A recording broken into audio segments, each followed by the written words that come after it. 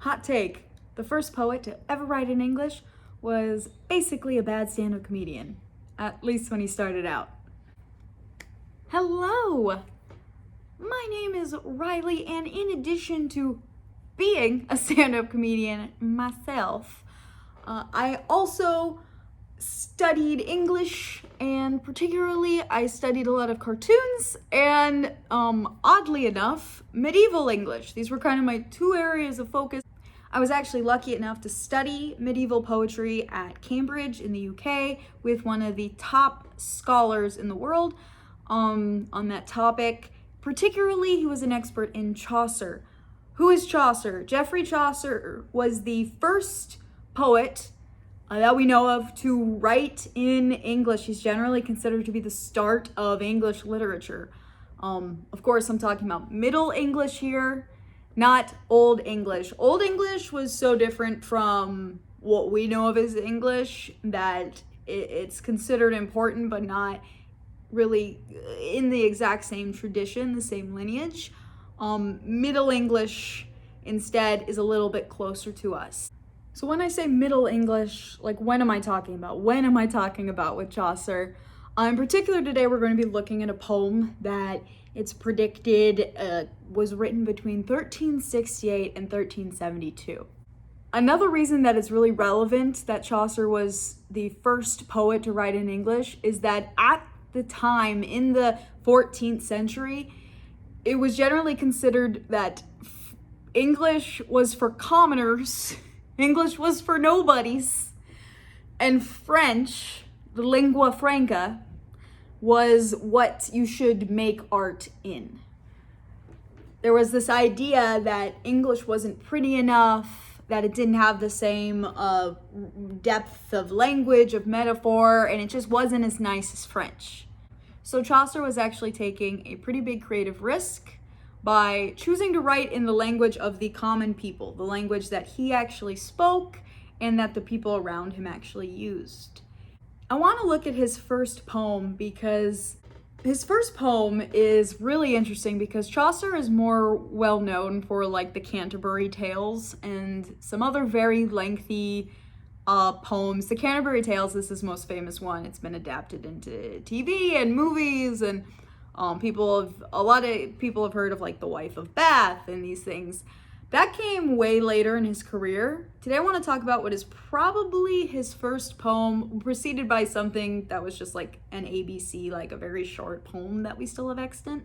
But this poem is probably the first thing that he wrote that really got a lot of attention. So what did it mean to be a poet in the 14th century? Like, what was that like? Well, for starters, you would probably be hired by a noble person or patronized by, speaking of which, I have a Patreon if you want to go medieval and, patronize me.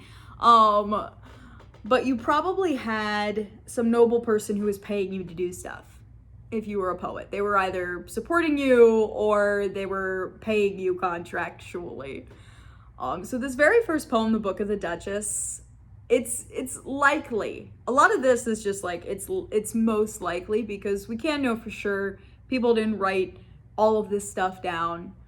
But most people agree that the Book of the Duchess, also called The Death of Blanche, also later called The Dream of Chaucer, you'll see why later, that the Book of the Duchess was written for John of Gaunt, whose wife, Blanche of Lancaster, had just passed away.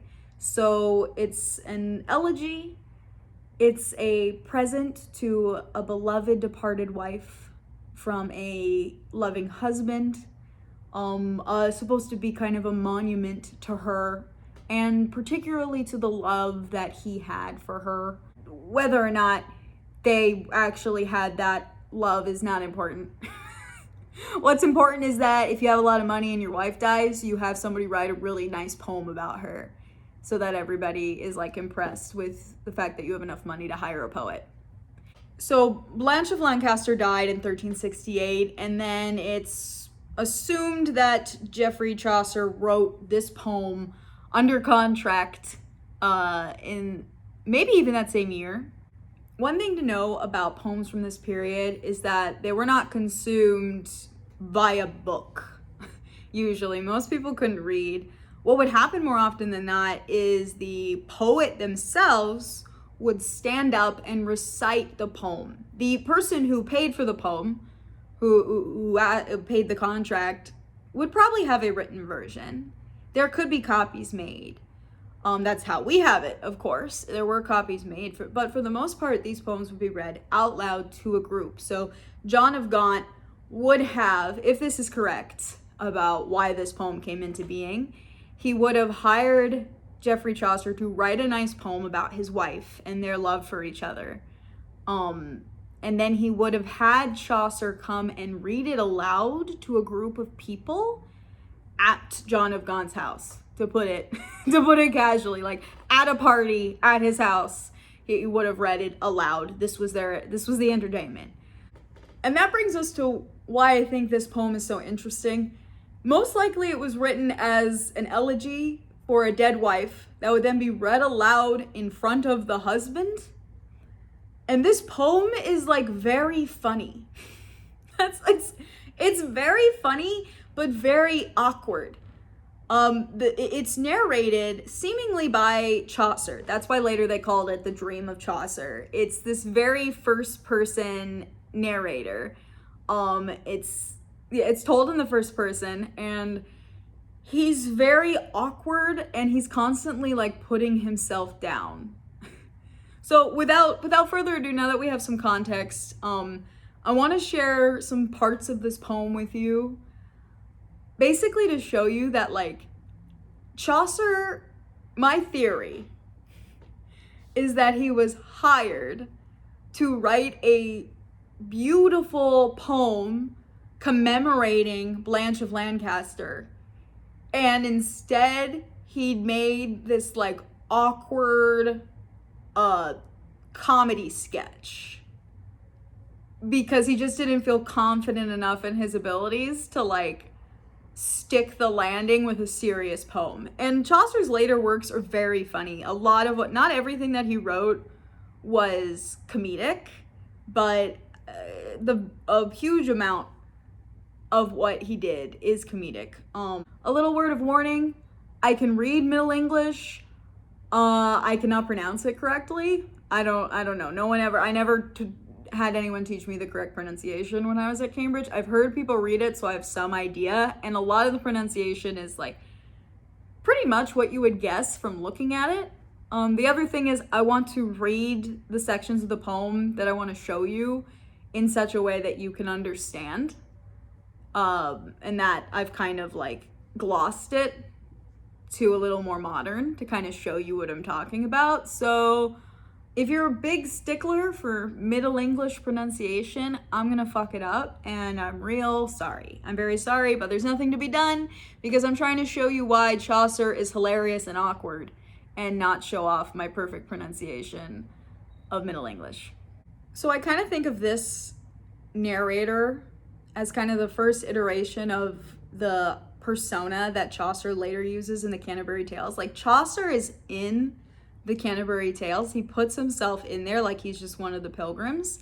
But when it comes time for him to tell his story, he actually gets cut off by the like innkeeper who's challenging everyone to tell these stories. And the innkeeper is like, "You're so boring. You're a poet. You're supposed to be the best one here at telling stories, but you are so ridiculously dull. I don't want to hear the rest of your story."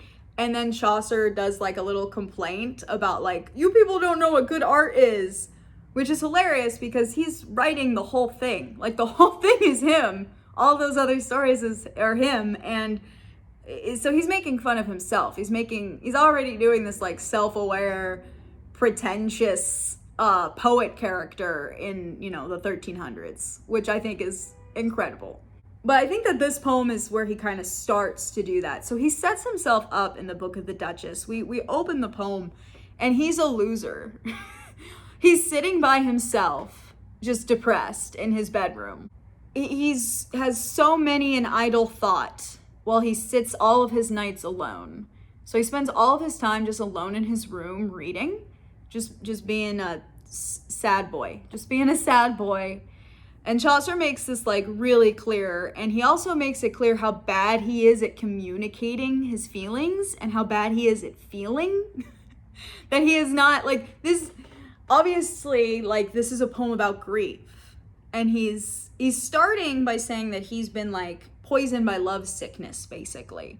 But he doesn't feel anything at all, which makes sense for a poem about grief. But he says, I take no keep of nothing. All is alike good to me, joy or sorrow, for I have feeling in nothing. He doesn't rhyme nothing with nothing. In the Middle English, it's a little different, but still, it's basically rhyming nothing with nothing. So he's in this place of like apathy and loneliness where he's definitely going to have a hard time empathizing with others. And so he sets up, during this poem for a dead woman, he sets himself up as having no feelings whatsoever and being unable to express or communicate and just stuck inside of his own head.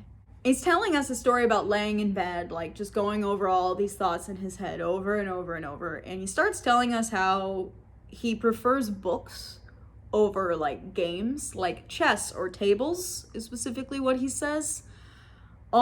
He doesn't like things that require a partner or being around other people, but he does like books.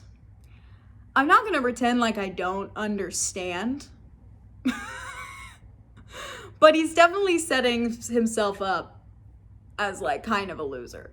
Like he specifically says like, oh, I prefer books to people. Like I understand. Again, I understand. But this is how he's starting this. So he wakes up and no one is in the room with him, of course, because he's a sad boy and no one's ever in bed with him. I'm sorry, but this is what Chaucer's doing to himself. But in his dream world, he's still in his room, but he's surrounded by the text of books. Another cool thing about this is like, it's like he's showing how intimidated he is by other literature, because this is his first poem ever, right? So he wakes up and he's surrounded by wholly all the story of Troy. He's surrounded by the whole story of the Trojan War. So Homer's epic, the Iliad, is like covering his walls, wallpapering his room and staring at him, along with the Romance of the Rose, both text and gloss, is what Chaucer says, both text and gloss. So they even like, not only does he have the text of the story, but also like translations and footnotes, basically. He's got details of the Romance of the Rose, which was probably on his mind because it is possible that he translated the Romance of the Rose into English, which the Romance of the Rose being a classic of French, medieval French literature. He had probably recently, around this time, translated that poem. So he's such a fan of reading that these are papered on the walls of his subconscious, and they're shutting him into his room. He says that there are windows in the room, but each one is shut, is explicitly, he says shut each on. So each one of them is shut. He can't get out. He's been closed in, hemmed in by this literature that's already happened, which any new author has the same concern, right? When you're starting out, you're like, how can I write anything new? Everything beautiful, everything important has already been done better than I can do it. Which obviously is like not true. And it's a little concerning that the very first poet to write in English thought that. That he was intimidated, but it was an intimidating thing that he was trying to do. You know, he was trying to write in English for the first time. That's crazy scary, especially when you compare it to all of classical Greek literature, like the glories of classic literature and the glories of French medieval literature, which already had a very like storied tradition at that point. So this whole time, Chaucer's just been in bed. He's just been in bed. He doesn't try to exit until he hears like a whole hunt, like a whole group of people on a hunt rush by his room. He hears the hunter's horn at first, wondrous loud. And then he hears the entire entourage of men, horses, hounds, and another thing, which is like, why would he just say and another thing? It seems like such a throwaway. It's because the next line ends with hunting. He rhymed another thing with hunting. Which I'm not writing poetry in the Middle Ages. I'm not gonna say, but that seems like a bit of a cop-out rhyme is all I'm gonna say. So he sits in bed just eavesdropping on these people outside. Eventually, he decides that he is going to join the hunt, but only after he's been eavesdropping for a while and he gets an idea of like who it is that's out there. He's socially anxious. He's got to figure out like, can I join? Can I leave this world of books and enter a world of action? Enter my own dream world? Can I leave these other people's dreams and enter my own dream world? Suddenly there's a horse in his room. The horse comes from nowhere. I don't know if the horse was just like chilling, like waiting for him to like be game, or it is a dream, so it's like it does make sense that a horse just suddenly appears when he needs it, but a horse suddenly appears when he needs it.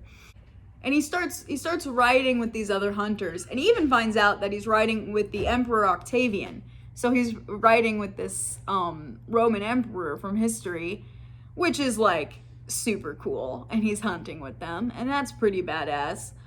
But once the hunt is over and there's like nothing, there's no more like specific activity to participate in, he doesn't know how to like stay with this group of cool people. So even his horse disappears. Everybody ditches him. Nobody hangs out with Chaucer. Everybody immediately ditched him.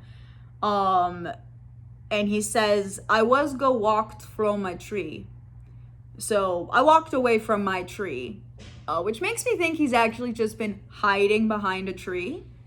The fact that he calls it my tree makes me think that he actually wasn't participating in the hunt that well, and that he had spent a lot of time just hiding with a tree, because why would you call it my tree if you had not been hanging out at it? But he says that he walks away from his tree, and everyone has abandoned him, including his magically appearing horse. So now he has nobody.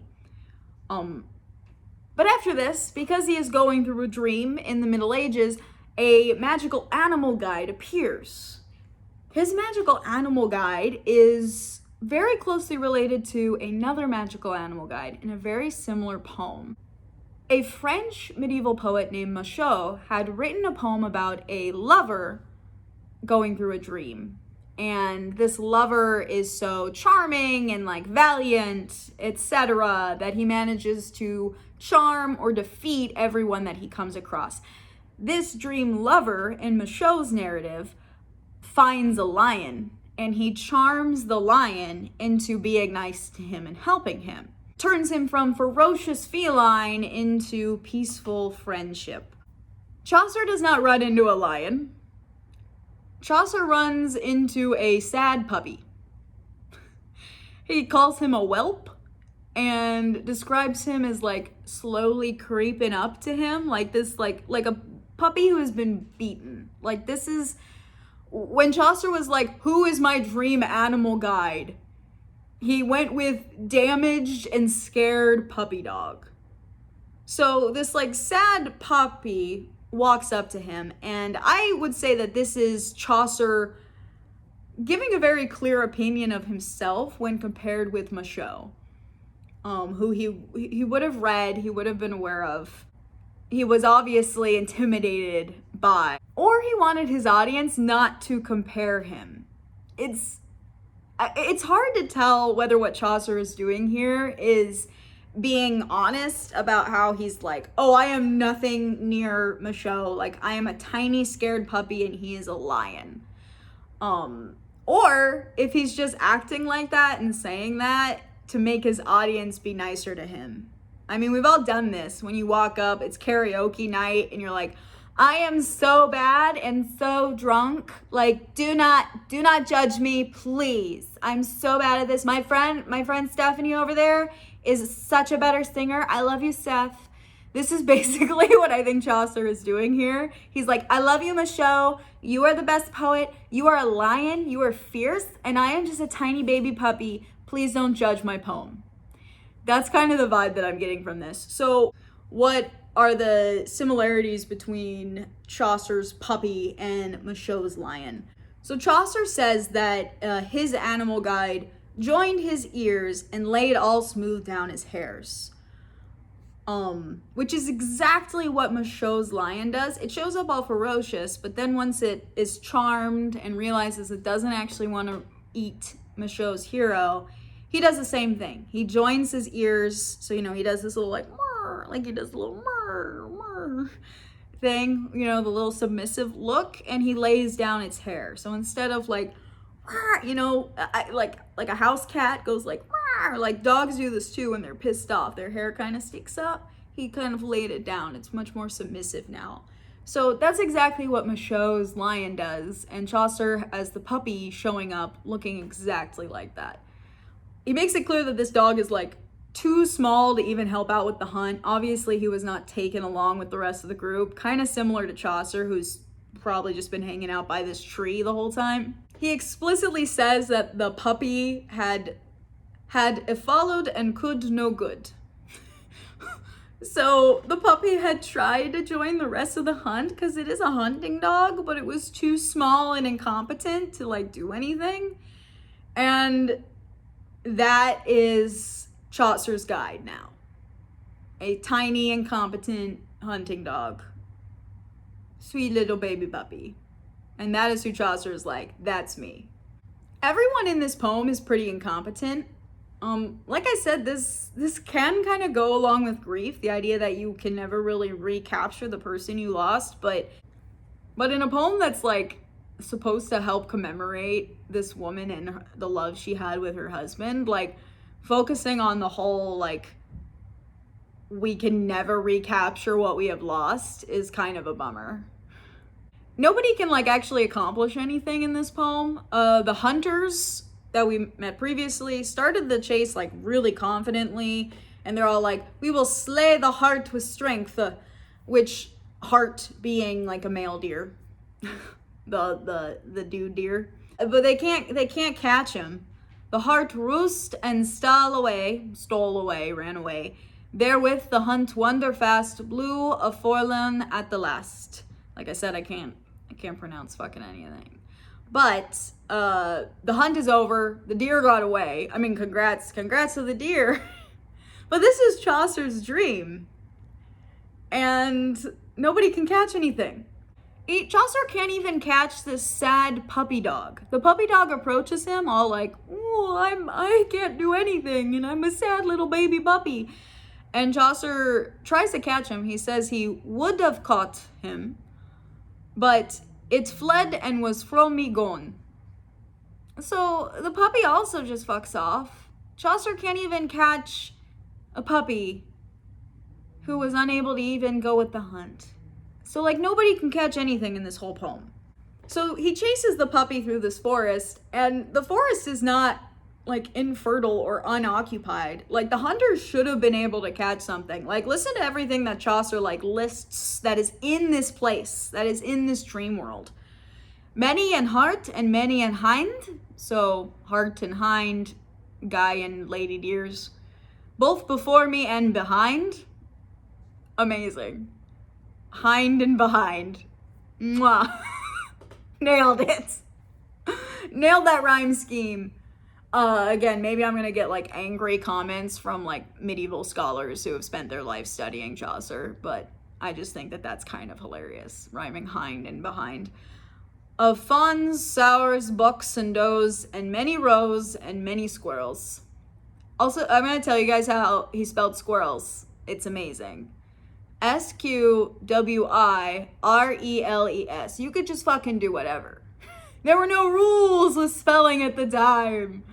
So basically there's just so many animals. He's really saying there are so many animals here running around, and I can see them all as I'm running. I'm chasing this puppy, and all of these it's like a Disney paradise. All these animals are frolicking around him. He even says that even if you tried to count them, even if you were Argus the noble counter, who brought his figures 10 to European arithmetic, So like the person who taught us how to count, he would fail to reckon the number of animals on the hillside. Like he would not be able to count them. There were so many animals there. And yet, no one can catch anything. That is so sad. So the main kind of action of this poem is not this whole business with the hunt, though. That's just how he enters the dreamscape. The main thing in this poem is that Chaucer comes across a grieving knight. The knight is lamenting that he lost his queen to fortune, and now he wants to die. He lost his queen, and now he wants to die, and he's waiting for death, but he can't even catch death. He can't even manage to like die. He says, the knight, when I follow it, it will flee. I would have him, it's nil not me. So he's like, I want to die, but death won't take me, which is so sad. It's like we can't catch puppies, we can't catch deer, even if we're riding with the Emperor Octavian, and death doesn't even want us. And the knight has no idea what to do. So he's supposed to be a knight, he's supposed to be this symbol of masculine power in Chaucer's dream, and yet he just sits there and goes, but yet what to doin'? What to doin'? Again, I'm not sure I'm pronouncing things correctly, but I also like the idea of just next time I'm really sad about something, I'm just gonna scream to the heavens, what to doin'? So no one can actually make anything happen in like Chaucer's dreamland. I'd also like to point out the preponderance in this poem of people like with their heads hanging low. Like everybody is pouting. At the beginning of the poem, which very common at the time, he talks a lot about a couple of different myths that are kind of about dreams, or just about grief. So he talks about Alcyone the queen, who hung down the head when she prays to the goddess Juno to find out what happened to her husband. He also talks about going into a cave full of sleeping gods, and he describes those gods as some hung their chin upon their breast. So everybody's in this like weak, submissive position that comes up in this poem. Everybody's hanging their head down upon their chest. The dog who comes up to him, but Chaucer could not keep up with and catch, does the same thing. Chaucer says that the whelp fawned me as I stood, crept to me as low, right as it had me enow. So it crept up to him as if it knew him, but it still crept up to him in this really like low, submissive way. And when we meet the knight who's the conversation with this grieving knight makes up the bulk of the poem, Chaucer says that he hang his head down. So everybody hangs their head down. Everybody in this poem hangs their head down. And the knight is even called the man in black, so he's literally in mourning dress. The conversation with the knight is where I think we step into comedy. Because it is so awkward. Chaucer is so weird. It's like a Tim Robinson sketch. Like he just cannot have a conversation. Like he's such a friggin' weirdo in this conversation. And, you know, it is like a dreamland, but it just makes me wonder, like, what, like Chaucer was really set himself up in the first part of this poem that everybody is hella depressed, everybody's hella submissive, and no one knows what to do. Everyone is confused and incompetent and cannot catch what they are chasing. So he sets up this idea of him as not being able to catch what he's chasing, which for his first poem, probably kind of a good thing to set up. Again, it's like he's negging himself so that people will be nicer to him. It's like, oh, I'm like a really bad poet. I'm so bad at this. And then all your friends are like, no, you're not. You're amazing. You're spectacular, Chaucer, and you did a great job. That is what he is doing here. So let's get into this comedy of errors that he's about to have with the knight, which is really a fucking weird interaction. It feels like he's in a different genre than the knight is, I think. Like, he's in a comedy and the knight is trying to stay in a tragedy. When the dreamer approaches the knight, he doesn't like announce his presence. He sneaks up on him. I'll tell you what it says in the poem. Chaucer stalked even unto his back, and there I stood as still as aught, that sooth to say he saw me not. He sneaks up right behind him. Why? Why would you do? Who does that? Like, he says that this guy is clearly sitting there in grief, fucking sad, his head hanging down, he's wearing black, and Chaucer's like, literally says stalked up to him and stands directly behind him. Like, why stand perfectly still behind somebody so as not to be seen? It's very creepy. So Chaucer finally gets to talk to this guy, and like, he finally makes his presence known, the little weirdo, and he says, like, tell me what's wrong, which is nice. The knight is like, okay, it's not gonna help. But Chaucer's like, come on, it might help a little bit. So the knight was like, okay. He's like, I will tell thee why my song is turned to plaining and all my laughter to weeping. It goes on for like a long time where he's just like saying over and over that he's really sad, which is conventional for poetry in general and poetry at the time. So that's fine.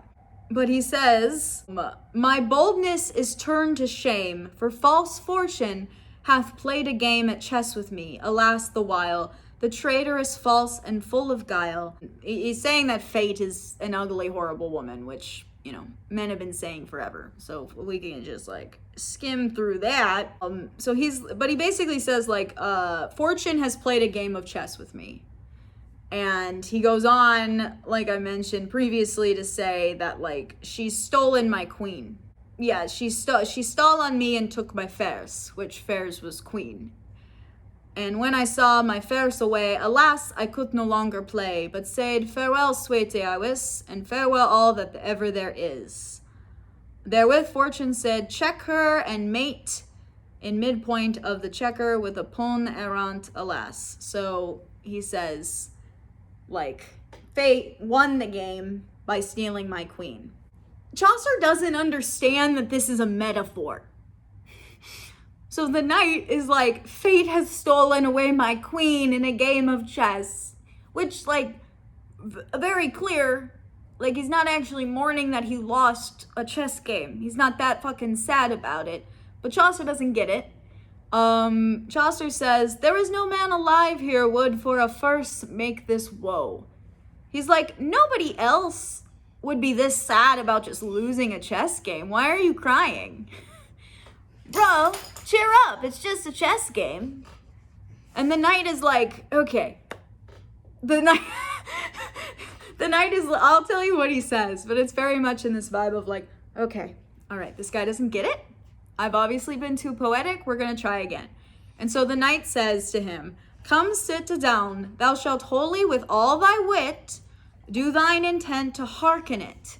He says, okay, I want you to use your whole brain.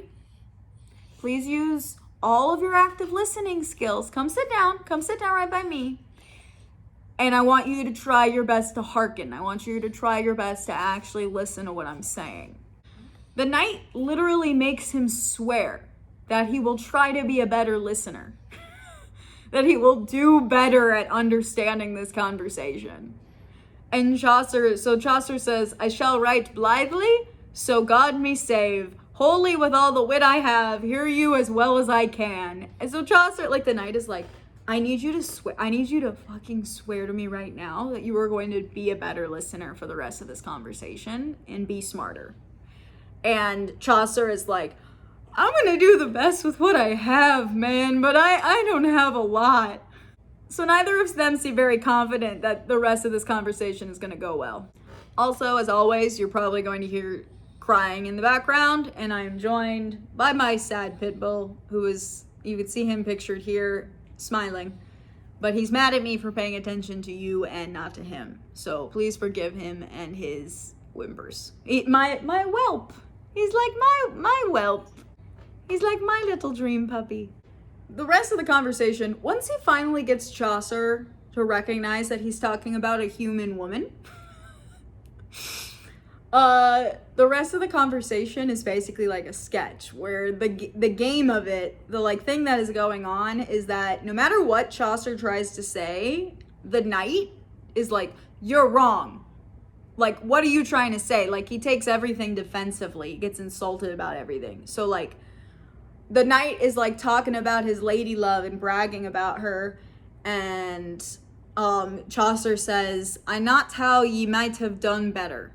Basically, he's like, I don't know how you could have done better than that nice lady. And the knight is like, better, nay, no white so well. He's like, nobody has ever had as nice a lady as I had, ever. And Chaucer's like, okay. So he like very quickly apologizes to the knight. He's like, I trow it well, sir, pardon, which is, I know it well, sir, excuse me, sorry. Like, he's like, I worded it wrong, I didn't mean to offend you. Even that's not enough. The knight is still like, nay. He's like, you don't know how pretty she was. He says like, leve hit well. He's like, you don't know how pretty she was, so don't you pretend like you know how pretty she was. She was amazing. And Chaucer's like, okay. And so like, Chaucer's like trying again, like he's trying to be in this conversation, and he's like, sire, so do I. You thought that she was the best, and to behold the alder fairest? Whoso had looked her with your eyen. He's basically saying like, yeah, I get it. You thought she was the best. You thought she was awesome, and anybody who looked at her, you know, from your perspective, which like, what, Chaucer? He's like, anybody who would look at her from your perspective would agree that she's the most fairest. And the knight is like, what? You think I'm just biased? He says, why mine? Nay, all that her saw, said and swore it was so. He's like, everybody who saw my lady swore that she was the prettiest they'd ever seen. So you are out of line, sir. So, and like, Chaucer's like, okay, I gotta change the subject. He's like, he'd been trying to make the knight feel better about his woman dying by saying like, maybe she wasn't really as pretty as you thought, which is like an interesting strategy to do to a grieving lover. I mean, the knight, you know, in terms of like courtly ideals or whatever, probably not her like husband in the world of the poem. But anyway, so that doesn't work. Telling him like, oh, I bet she wasn't as pretty as you think she was not effective. So Chaucer tries a different tactic. He tries telling the knight that you're like, you're grieving too hard. He says that you're like someone who undergoes shrift without repentance. He's like, you're making things hard on yourself, but it's not part of like a process of repentance. Like, you don't have anything, you're just making life worse for yourself. And the knight goes, repentance? Nay, fie. Chaucer can't say anything right. And everything that comes out of his mouth, the knight is like, nay. He's like, Chaucer could be like, hey, nay is for horses, but it's not gonna work. Nothing he says, and that's like the whole conversation just goes back and forth with Chaucer like a step behind this knight and constantly offending him, even though he promises to try to help the knight through his grief. Eventually the knight has to like just lay it out because Chaucer is actually not, Chaucer goes back to like not seeming to understand that like the knight's lady love was a human woman and is now dead. So the knight has to be like, she is dead. I loved her and she is dead and I cannot get to her and I am abandoned forever. And Chaucer is like, oh, I get it. And then he leaves and then he wakes up. So he doesn't actually just leaves the grieving knight behind. He does not console him. And it's just sad. It doesn't help at all. And it's just interesting to me because, like, he is reading this poem with this knight who is, like, clearly a stand-in for John of Gaunt, the, like, grieving man who hired Chaucer to write this poem, and Chaucer does not help. he's going to stand in front of John of Gaunt and read this poem aloud, and all he does is make himself seem incompetent and do like a little clownish repartee with the knight as straight man. It's very strange. Besides this comedic sketch kind of moment, Chaucer also maybe makes jokes in the poem. He says that he was reading a book of queens' lives and of kings and many other things small. So that's like kind of funny to me, because he's like, oh yeah, I'm just, reading about kings and queens and a lot of other small things. Which seems like a joke. It's not entirely clear whether it is. It might be that he's just saying like, the biggest things of this book, the most important things in this book, are that it's about queens and kings. And then there's a bunch of other small stuff. But for me, it kind of reads like a joke. Like saying like, oh yeah, just little things, like a king and a queen, whatever. Which, probably could have made his audience laugh. But I think it's weird to read a memorial death poem to try to make people laugh. I don't know. I guess, knock on wood, I don't have to give any speeches at funerals anytime soon, but if I did, I would probably crack some jokes. It's just you can't turn it off. And that's why I feel like Chaucer's such a kindred spirit. He's also got this, I talked a little bit about the beginning of the poem. He talks a lot about this myth of Queen Alcyone. And again, that's a Greek name, so there's no way it's probably like Alcione or something, and I am butchering it. But he can't sleep, and so he starts thinking about Alcione. I also feel like that's wrong. I don't know. He does a prayer asking to be able to sleep, which is a similar thing to what Alcyone does. She promises the goddess appropriate sacrifice and to become wholly hers, body, heart, and all, if Juno can do what she wants. So body, heart, and all is, this very traditional kind of promise to the goddess that she is making. It's very poetic, dare we say, inside of this poem. But the funny thing is that Chaucer's promise to the god of sleep is not very poetic. He says, I will give him a feather bed. He's like trying to bribe the Sandman. Like Alcyone has this whole she sacrifices a fucking cow or whatever it is to Juno, and is like, I shall become wholly yours, goddess, body, heart, and all. And Chaucer is like, hey, if you help me sleep, I'll give you a feather bed. That's pretty nice. It's just trashy. It's trashy compared to the other thing. It even spends a bunch of time describing how luxurious this bed is going to be. He is just bribing a god, which I guess is what sacrifices are, but usually it's a little fancier than this. And then he gets kind of carried away, and he's like, I will paint your halls gold, Morpheus. The Sandman. If you've seen the TV show, you'll probably know. He's like, if I can find the cave where you live, I will paint the halls in gold. Now he's just lost the thread, It's like, no, you can't. Your mouth's writing checks your body can't cash, Chaucer. So he's joking, right? He can't actually go and paint the caves of the Sandman golden. He's being hyperbolic. He's being excessive. And this is especially obvious when you compare it to the Queen's very serious oath to become devoted to Juno in exchange for her prayer being answered.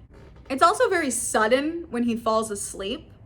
He's like, I promise to give you a feather bed and to paint your halls gold. And then he says, I had, unneth that words is said, that suddenly I nist how, I know not how. Such a lust anon me took to sleep, that right upon my book I fell asleep. So he's like, God, Morpheus, not Orpheus, different guy. Morpheus, if you help me fall asleep right now, just help me fall asleep right now, and I will give you a feather bed. Clonk. He just fucking clonks into his book, which is very silly, especially when you compare what happens with the Queen, which he includes a description of how Alcyone I'm gonna say her name. I'm just gonna call her the Queen because I'm saying her name different every time. Now the Queen falls asleep. She makes her prayer and also falls asleep like right away. Her prayer is answered, right? But she fell a swoon as cold as stone. Her women caught her up anon and brought in her in bed all naked. So she has this like dramatic swoon, and they like, her women like, oh, like catch the Queen, and they like proceed like carrying her to bed like it is this like, you know, like kind of this funerary ritual. Like there's a whole ritual to it. She doesn't just fucking conk out in her book alone in her bedroom like Chaucer does. And nobody tucks him in or seems to really care what he's up to, because when he wakes up, he finds the book that I had read in my hand. So, like, he's just been sleeping like this. He's just been totally conked out in his fucking book. And he has servants. There's, like, a servant who's mentioned towards the beginning. But nobody cares. Nobody cares that Chaucer has collapsed on top of a book. Nobody helps him. It's just interesting that, like, he's handled like a scrub at the same time that he brings up, like, what happened with Alcyone, what happened with this queen who had this, like, very dramatic, you know, and Chaucer really heightens the drama of what happened to her, and then that like heightens the comedy of what happens to him. But there is still a question of how comedic this is supposed to be. Like what, you know, what Chaucer intended. Impossible to find out. But it's very hard to even like hazard a guess, because this is a like for a death. This poem is kind of funeral-y, you know, it's like a speech at a funeral, like I said. So taking on a comedic persona is a hot take, to say the least. So it's interesting if you read the scholarship around this book, right? Like I said, like how, like what is going on here with this comedic, dopey, awkward narrator in this elegiac poem, in this funeral poem. Like, it's supposed to be a monument to a man's dead wife, and Chaucer is acting like a big goofball and being awkward and making a bunch of, like, apologies for his own inadequacy, and, like, having all of his, and, like, writing his insecurities out in front of us for us to see. And so, a lot of scholars don't like talking about it. Or, like, they make a bunch of apologies and explain things, or, like, try to make it sound like, oh, no, like, this is a really, like, this is supposed to be the like, this is a draft. Like, people try to make a lot of excuses for it. And I don't think that that's really necessary, because it's Chaucer's first poem. And you can already see what a lot of scholars don't see and won't see is the idea of this being funny. The idea of Chaucer being a comedian here, that when he was going to read this aloud, that he was nervous, that he didn't understand, you know, I mean, I'm projecting, but it's his first poem ever. He's been hired to write this poem. He's going to stand in front of a group of people.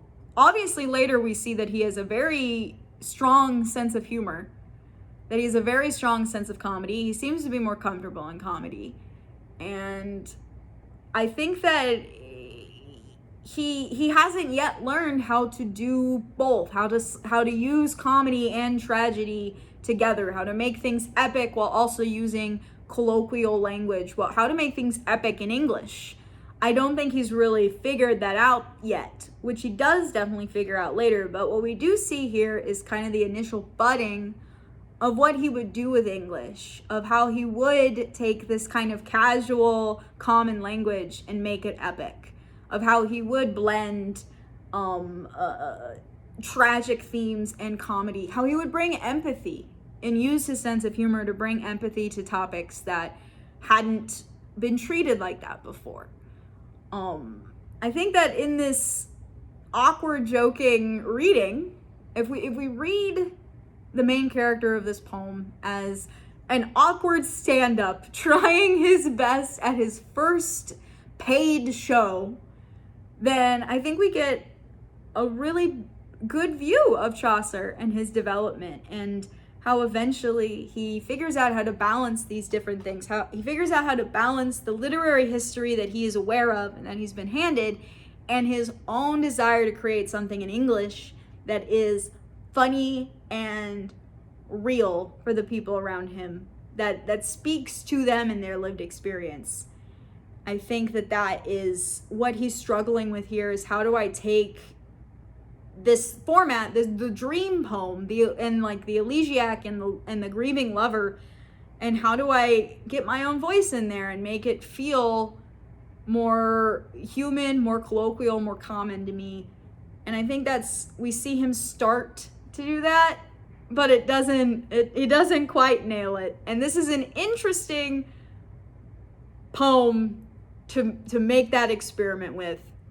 But at the very least, we see the first budding of what becomes the flowering of English literature. So there it is. There's my hot take on a 700-year-old poem.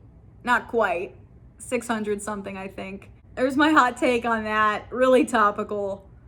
A lot of this was from an essay that I wrote at Cambridge. And I just was very interested in Chaucer as comedian. I think a lot of scholars don't appreciate his sense of humor as much as they should, because I think it's very interesting that the first person to write in English, I consider him a comedian.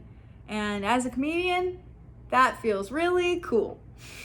So if you want more hot takes, we talk a lot about comedy on this channel, mostly cartoons.